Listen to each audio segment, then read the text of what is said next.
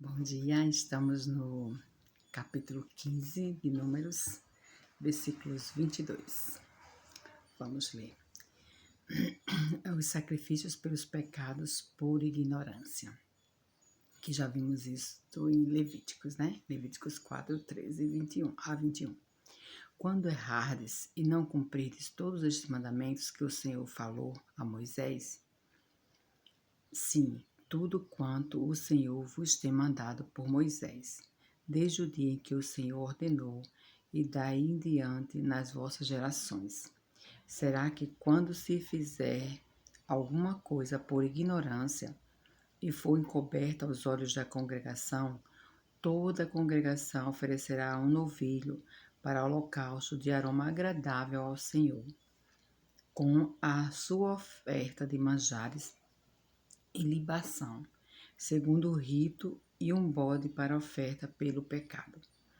O sacerdote fará expiação por toda a congregação dos filhos de Israel e lhes será perdoado, porquanto foi erro, e trouxeram a sua oferta queimada ao Senhor, e a oferta pelo pecado perante o Senhor por causa do seu erro. Será, pois, perdoada toda a congregação dos filhos de Israel, e mais ao estrangeiro que habita no meio deles, pois no erro foi envolvido todo o povo. Se alguma pessoa pecar por ignorância, apresentará uma cabra de 1 ano como oferta pelo pecado. O sacerdote fará expiação pela pessoa que errou quando pecar por ignorância perante o Senhor, fazendo expiação por ela, e lhe será perdoado. Para o natural dos filhos de Israel e para o estrangeiro que no meio deles habita, tereis a mesma lei para aquele que isso fizer por ignorância. Mas a pessoa que fizer alguma coisa atrevidamente, quer seja dos naturais, quer seja dos estrangeiros, injúria ao Senhor, tal pessoa será eliminada do meio do seu povo, pois desprezou a palavra do Senhor e violou o seu mandamento. Será eliminada essa pessoa e a sua iniquidade será sobre ela. Então, aqui nós vamos ler agora os comentários, né? A partir do verso 22, que diz assim, o 24, por ignorância, né? A história de Israel já mostrou muitas ocasiões em que o povo, em peso, tem pecado e se desviado por falta de instrução da parte dos sacerdotes e profetas. Aí uma homilia, um apanhado geral, certo? O sacerdote apresenta o Senhor Jesus Cristo, o único sacerdote que é imortal. Sim, o sacerdote representa, no caso, o Senhor Jesus Cristo, o único sacerdote que é imortal, que tem livre acesso aos céus e que é digno de expiar todo o pecado. Hebreus 7, 4 a 28. A expiação é a reconciliação que Cristo faz entre Deus e os homens. Efésios 2, 11 a 16. A oferta pelo pecado é o próprio ofertante, Jesus Cristo, cujo sacrifício é único e perfeito. Hebreus 9, 11 a 22 e 2 Coríntios 5, 21. Vamos ler Efésios 2, 11 e 16. Efésios 11.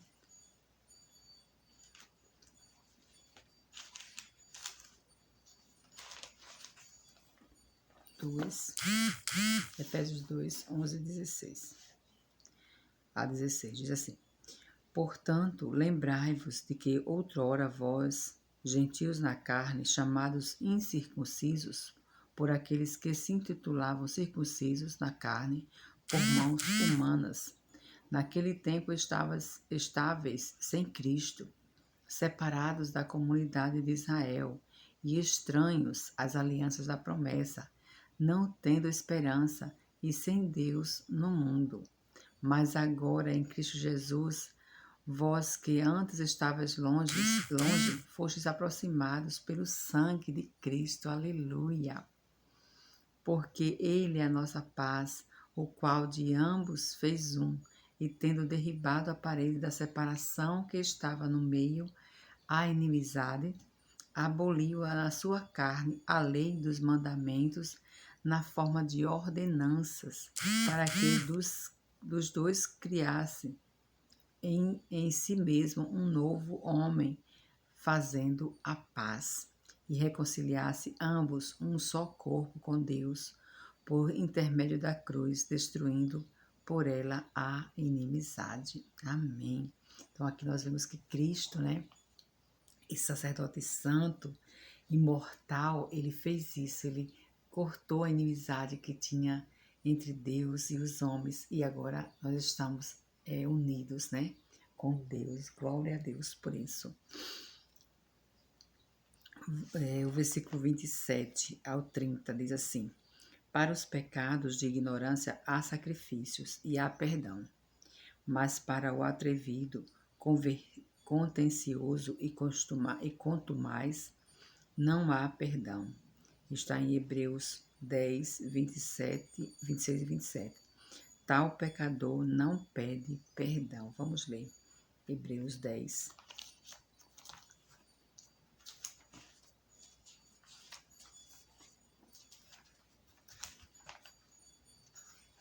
Hebreus 10.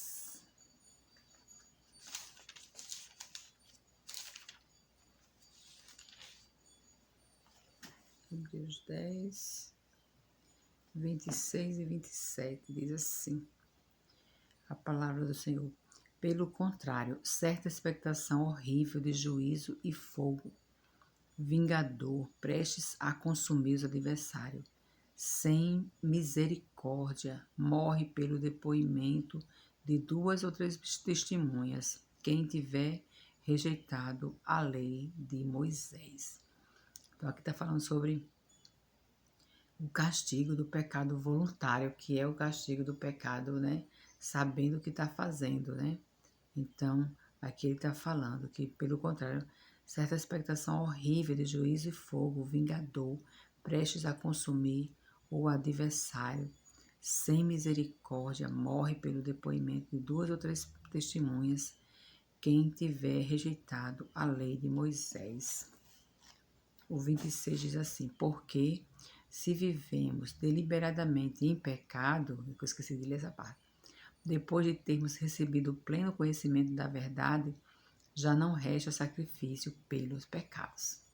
Então ele está falando aqui, se você peca deliberadamente, porque aqui era o pecado era como é que chama? O sacrifício pelo pecado de ignorância, né? Você não estava sabendo o que você estava fazendo. Tipo assim, você fazia meio que sem saber, né?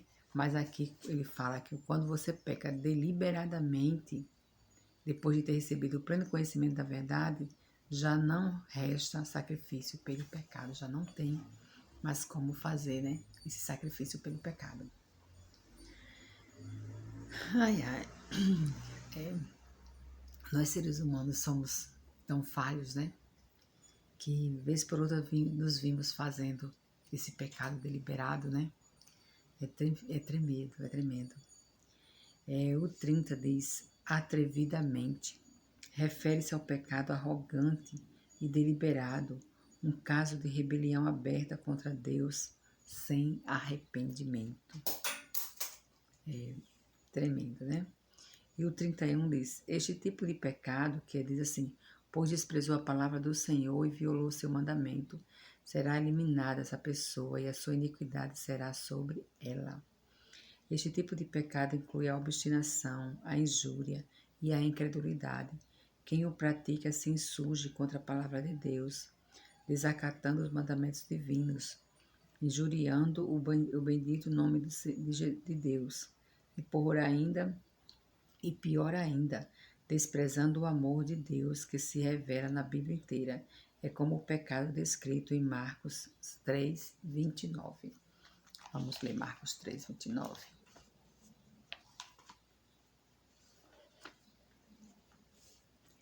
Marcos 3, 29 diz assim: Mas aquele que blasfemar contra o Espírito Santo não tem perdão para sempre, visto que é réu de pecado eterno.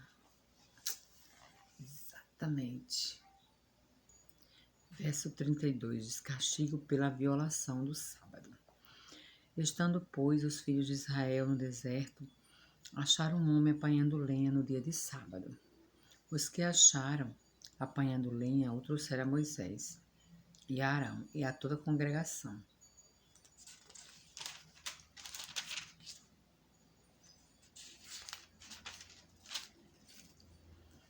Meteram-no em guarda, porquanto ainda não estava declarado que se lhe devia fazer, o que se lhe devia fazer. Então disse o Senhor a Moisés: Tal homem será morto. Toda a congregação o apedrejará fora do arraial.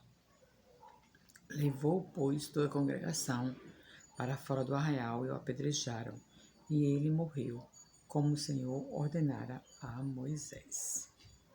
Então, aqui, vamos ler o comentário, né? Não estava declarado. O povo de Deus já tinha recebido a instrução de que qualquer um que no dia de sábado fizesse algum trabalho morreria.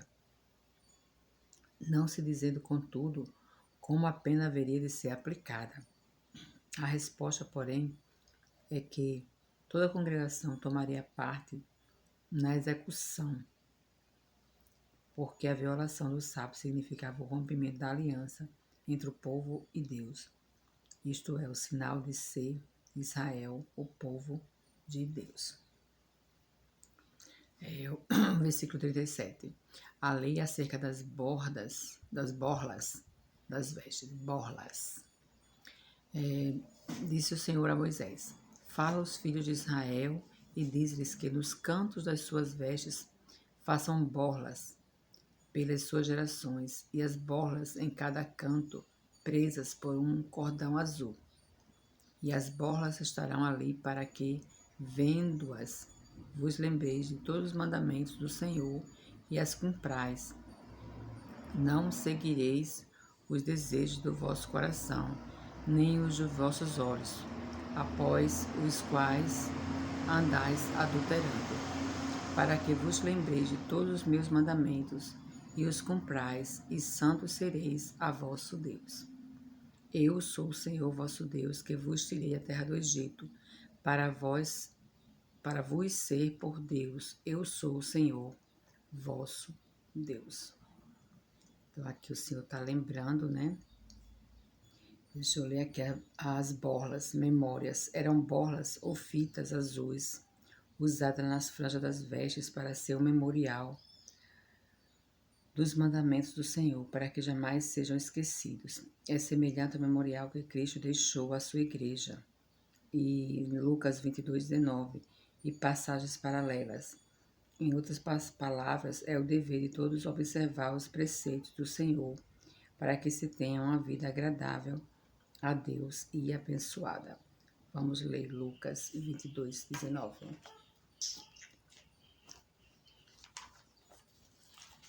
Lucas 22.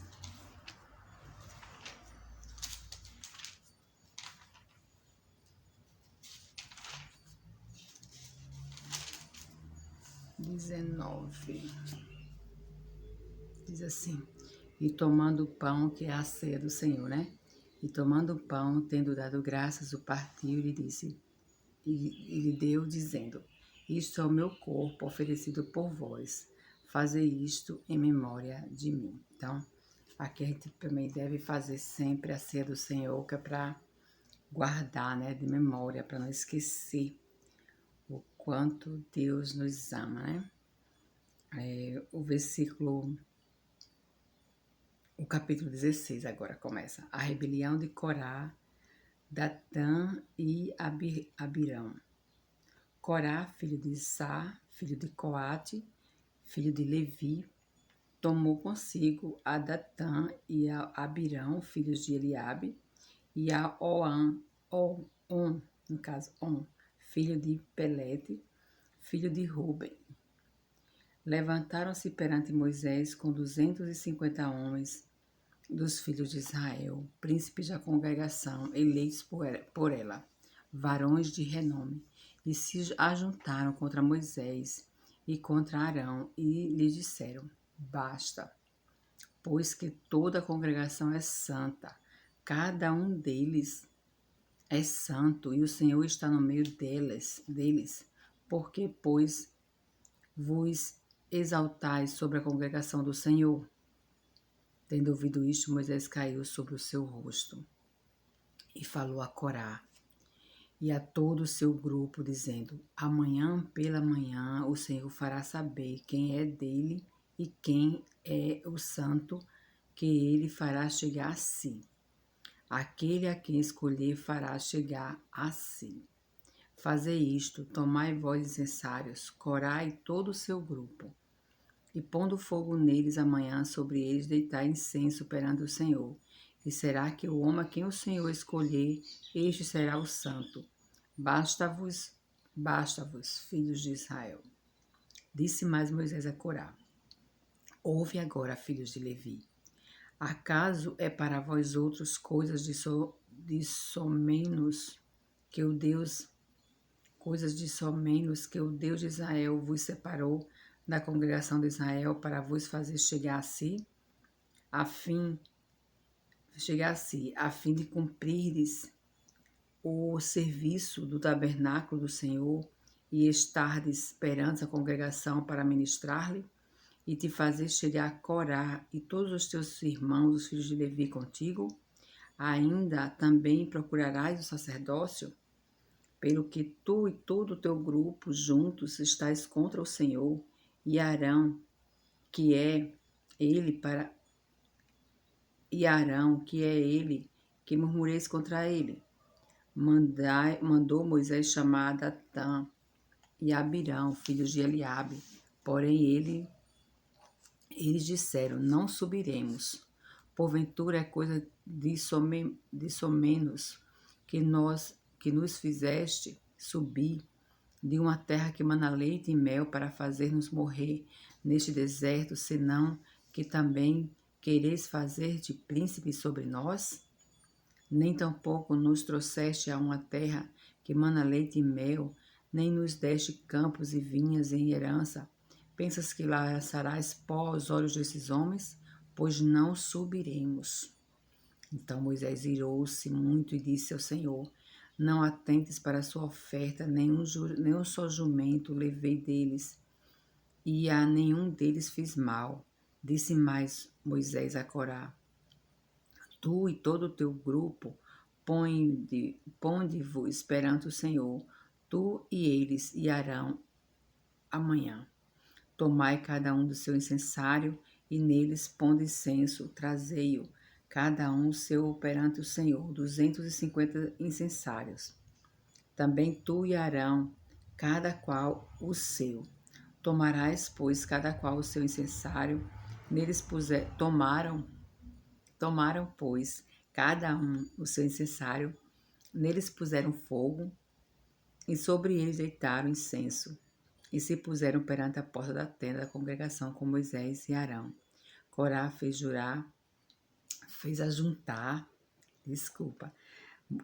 ajuntar contra eles todo o povo à porta da tenda da congregação. Então a glória do Senhor apareceu a toda a congregação. Pronto, amanhã a gente volta lendo mais. Vamos orar, agradecendo a Deus, né? Deixa eu só ler aqui o comentário, né? Interessante que a gente lê os comentários. De 1 a 10, diz assim: A rebelião de Corá contra Moisés, o ungido do Senhor. A causa: Corá e seus seguidores estavam cheios de inveja, de presunção, de atrevimento, de falsa religiosidade, de desrespeito para com a casa de Arão, porque este fora escolhida por Deus para o sacerdócio, ao passo de que a de Corá fora escolhida para o serviço do tabernáculo. Este é um dos pecados mais comuns na Igreja do Senhor, e se exprime em rivalidades, invejas e arrogância. Muito triste, né? Saber que na igreja do Senhor, no meio dos escolhidos dele, há isso, mas é verdade. Vós exaltais. O 3. A acusação é séria, mas é claro que Arão não se atreveu a tomar a honra do sacerdócio para si mesmo, algo que nem o próprio Cristo fez. Hebreus 5, 4 a 7. A hipocrisia de dizer que cada membro do povo é santo se revela claramente quando se considera a rebelião perpétua contra a mensagem de Deus, cujo começo vem sendo descrito desde Êxodo 5, 21. O versículo 12. Agora Datã e Abirão começam a desobedecer o ungido do Senhor e a desacatá-lo. Movidos pela inveja que tinham de Moisés, estes dois se achavam no direito de liberar o povo, uma vez que eram descendentes do filho primogênito de Jacó, em oposição à própria vontade de Deus, que já escolhera Moisés. Este se ajuntara a Corá, cuja insurreição eclesiástica contra Arão colabora bem com a insurreição política contra o governo de Moisés, que era o povo de Datã e Abirão. Os 3 rebeldes eram falsos, hipócritas e fingidos em proclamar sua adesão ao Senhor. Neste tempo, versículo 14, nem tampouco nos trouxeste a uma terra que emana mel, leite e mel. Aqui se vê a ironia dos rebeldes e descrenças que revelaram desde o princípio. Pensas que lançarás pó aos olhos? A ironia acrescenta-se a insinuação de que Moisés é um embusteiro mentiroso. Nossa! O 17. Os rebeldes tentaram alegar motivos religiosos para os seus mal-entendidos com Moisés e Arão. Por isso mesmo, o teste seria o oferecer de incenso, um rito exclusivamente sacerdotal, na Epístola de Judas 11.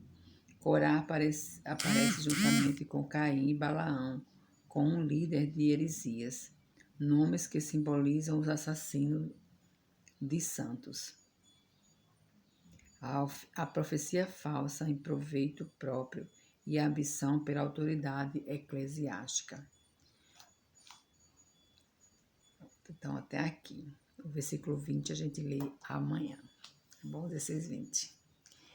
Vamos orar. Senhor, nosso Deus e nosso Pai. Obrigada, Senhor Deus, pelo teu amor. Obrigada pelo teu cuidado.